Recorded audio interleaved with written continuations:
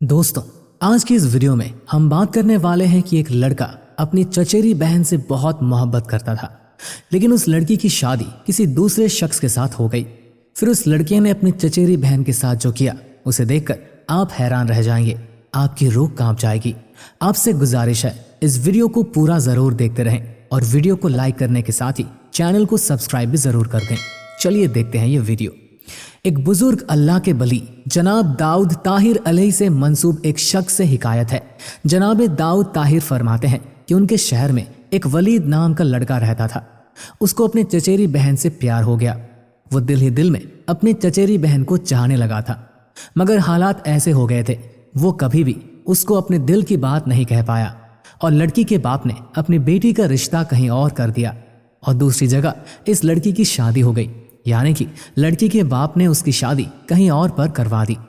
चंद सालों के बाद वो लड़की 3 बच्चों की मां बन गई और उसका शौहर सख्त बीमार हो गया। वो चारपाई से उठने के काबिल भी नहीं रहा, यानी कि उसके शौहर ने चारपाई पकड़ ली और हर वक्त वो चारपाई पर ही पड़ा रहता।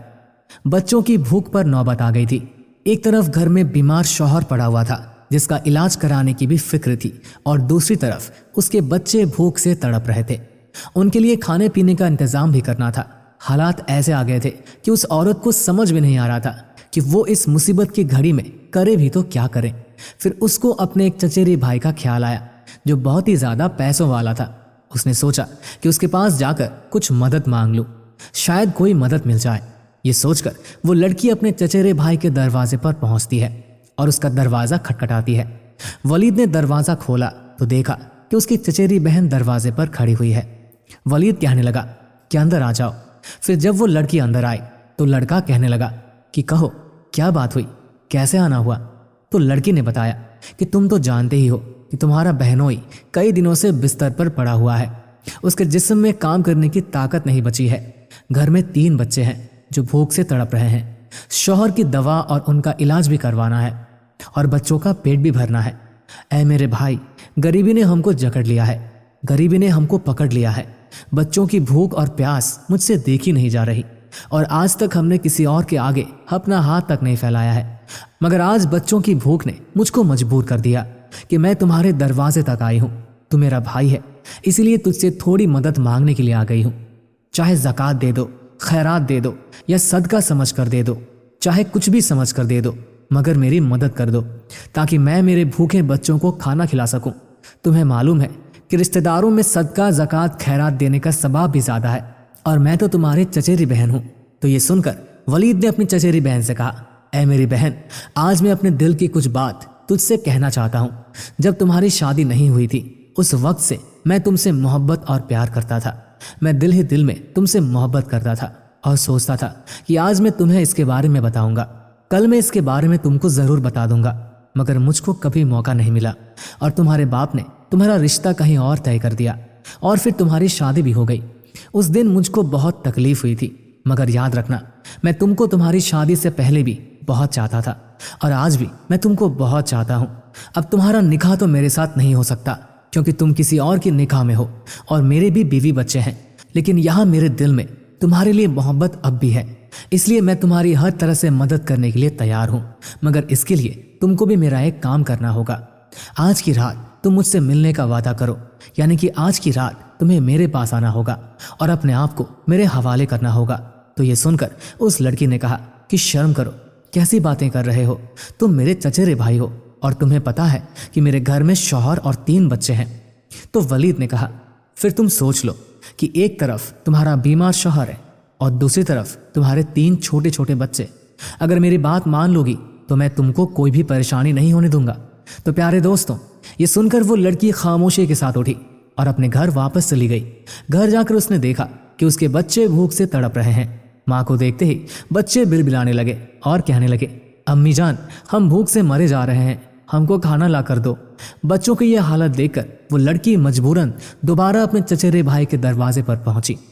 उसने दरवाजा खोला तो देखा दरवाजे पर चचेरी बहन खड़ी हुई है। उस लड़की ने कहा कि मुझे तुम्हारी शर्त मंजूर है, तुम जैसा कहोगे मैं वैसा ही करूंगी, मगर तुम अब मेरी मदद कर दो। तो उसके भाई ने कहा कि आज आधी रात तुम्हें मेरे पास आना होगा। अगर तुम आने का वादा करती हो तो मैं तुम्हारी अभी कुछ मदद कर देता हूँ।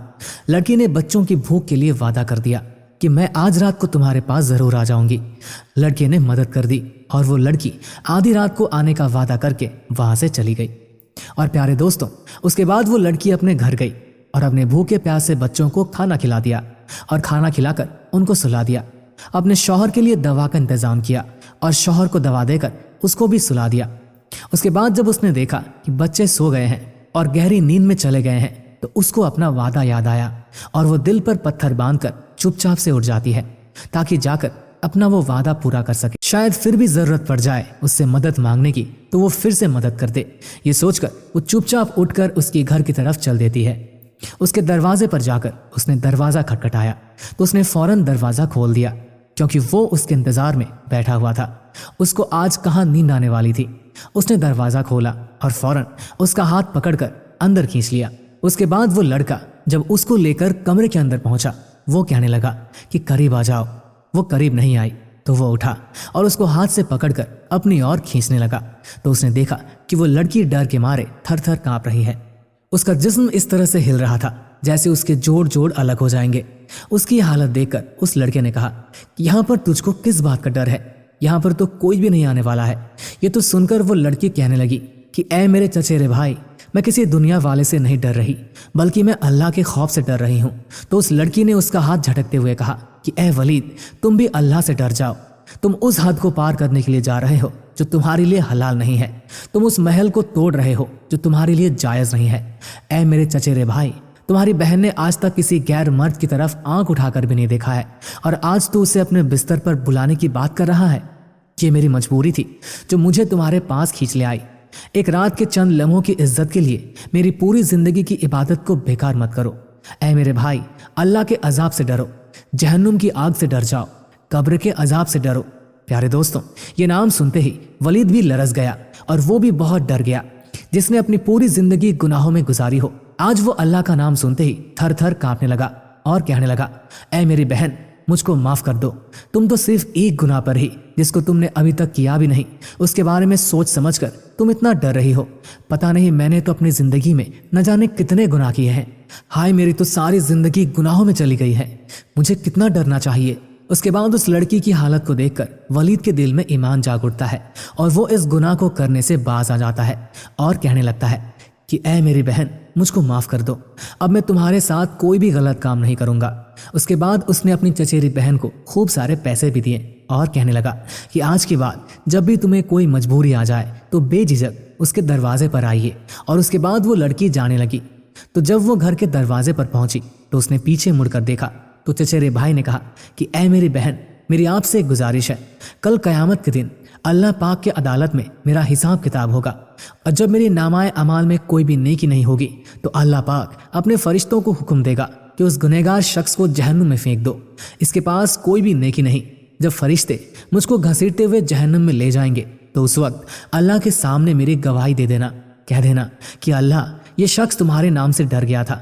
ये शख्स मेरे साथ जिना करना चाहता था, मगर जब तुम्हारे नाम का वास्ता दिया गया तो इसने तुम्हारी जात से खौफ खाकर मुझको छोड़ दिया था। अल्लाह की बारगाह में बस इतनी सी गवाही दे देना। उसके बाद वो औरत खुशी खुशी अपने घर को चली गई और जाग मार शौहर की खिदमत करने लगी और अपने मासूम बच्चों की परवरिश करने लगी। प्यारे दोस्तों, उम्मीद करते हैं आपको आज की हमारी ये वीडियो ज़रूर पसंद आई होगी। अगर आपको ये वीडियो पसंद आई हो तो इस वीडियो को दिल से लाइक करें और ज़्यादा से ज़्यादा लोगों तक इस वीडियो को सवाब की नीयत से शेयर करें। और इस वीडियो के बारे में आपकी क्या राय है, कमेंट सेक्शन में अपनी राय का इजहार ज़रूर करें। और मज़ीद इसी तरह की रोज़ की वीडियो पाने के लिए हमारे चैनल को ज़रूर सब्सक्राइब करें। मिलते हैं फिर एक नई वीडियो के साथ, तब तक के लिए अल्लाह हाफिज़।